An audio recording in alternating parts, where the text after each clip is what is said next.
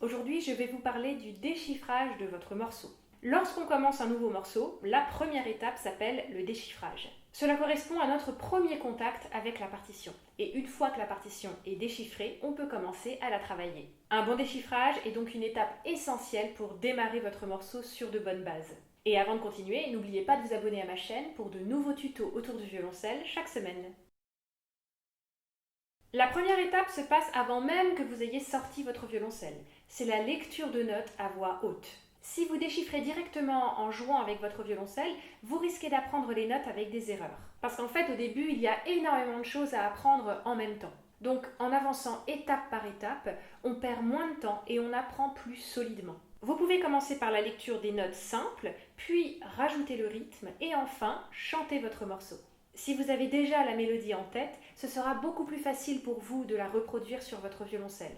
Ensuite, prenez votre violoncelle, mais pas encore votre archet.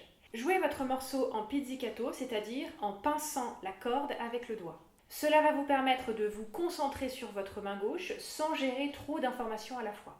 De même que pour l'étape précédente, vous pouvez commencer par jouer sans le rythme, juste les notes, et rajouter le rythme ensuite. Prenez votre archet et jouez votre morceau lentement, note à note.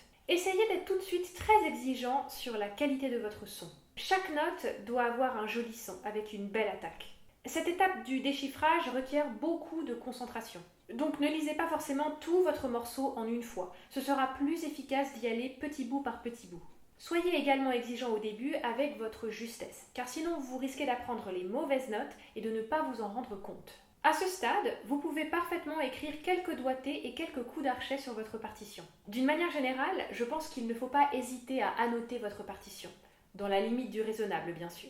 Il ne s'agit évidemment pas de mettre un doigté sur chaque note ou d'écrire le nom des notes partout.